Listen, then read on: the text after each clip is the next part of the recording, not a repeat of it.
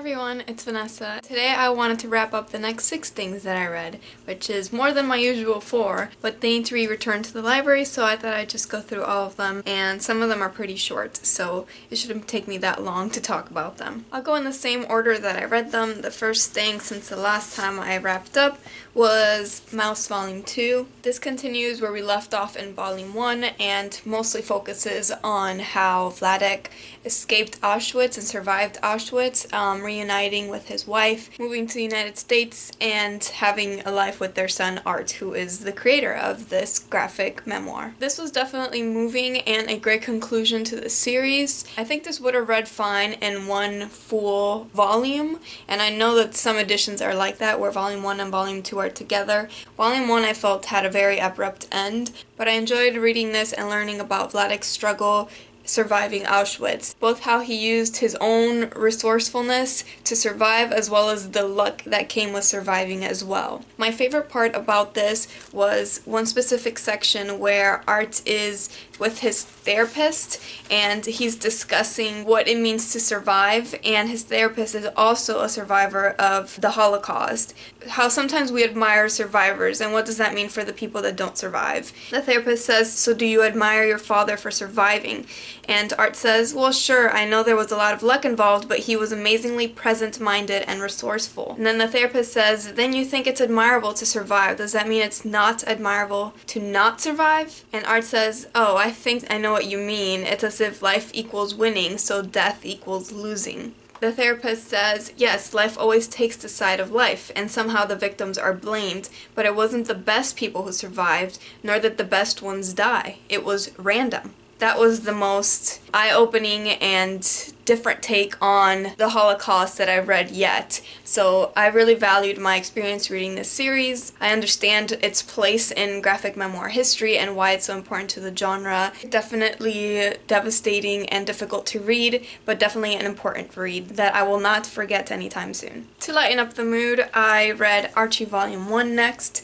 This is the reboot of the Archie comics. This began being published in 2016, I think kind of in part because of the CW Riverdale show. This one follows Archie and his friends. We get to meet them. It's like it's the beginning of the whole story again. I've never read the Archie comics. I did feel like the characters were well developed. I just felt like the story was kind of slow. In my head, I don't think of it as like the most exciting plot, but I did expect a little bit more from this. I expected something more memorable to occur, something that made me want to keep reading, and for the most part I was just kind of just reading it to read it. I did enjoy this Archie better than the TV show Archie, just because he's a lot more of a goofball and like a clumsy person, and in the show they try to depict him as like he doesn't know what he wants to be, a football star or a singer. They tried to make him a little bit more of a hunk in the TV show, which I would rather this Archie who's just kind of awkward and funny and like falling all over places. The next thing that I read was Dead Mountain by Donnie Eichar. This one is following the untold true story of the Dyatlov Pass incident. This occurred in the Ural Mountains in Russia in 1959. This book is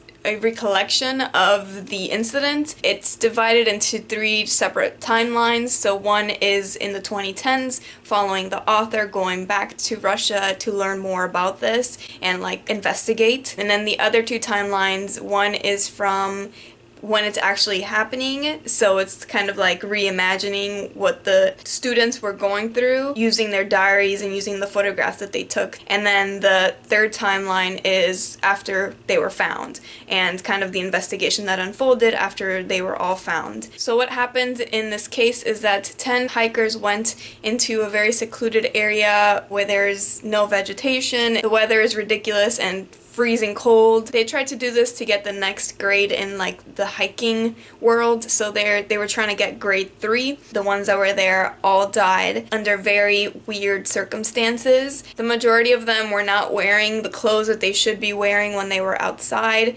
They died of hypothermia as a result. Some of them had very brutal injuries like blunt force trauma. Some of them didn't have tongues, and so when this occurred in 1959, it made a lot of people spout different theories of what could have happened. A lot of people believe that it was like natural phenomena that caused this. Some people believe that it was Soviet Russia doing some testing of some sort. Other people thought it was like nuclear stuff. So a lot of theories were brought to the table, but none of them have ever really felt like they were the right theory or the right reason why this occurred. So Donnie Eichar thought, I'm gonna go there myself. He became super engrossed in this case and wanted to learn everything he could about it. The best thing about this, in my opinion, is how it was told. The author uses this very creepy, mysterious tone that keeps you on the edge of your seat as you're reading it and as you're jumping back and forth between the different timelines.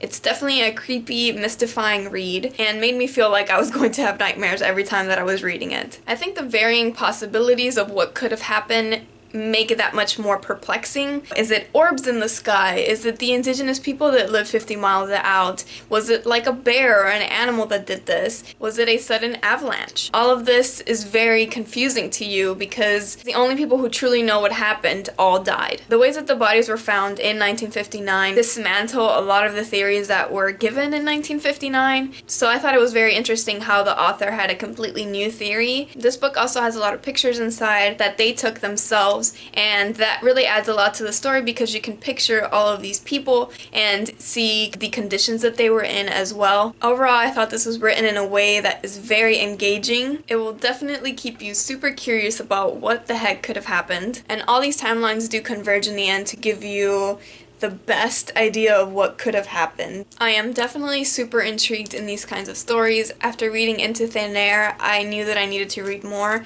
and this was one that's been recommended. I think next I'll read Touching the Void, and I'm excited to continue reading stories like this because I think they are so fascinating that people decide to go into these kind of conditions, and reading about these tragedies and how people make sense of them is fascinating to me. The next thing that I read was this very short novel, Glaciers by Alexis M. Smith. This follows Isabel, our main character. It is a very introspective and delicate and kind of cozy read where you get to learn a lot about Isabel's thoughts and her history and how her past and her present really inform her ideas. When I first started this book, I didn't really know if I was going to like it because I didn't really know what I was reading, but the more I learned about her thoughts, the more I felt like really connected to her. I also really enjoyed that she was a library worker in this because I've never really read a book where there's a librarian main character, and I also really enjoyed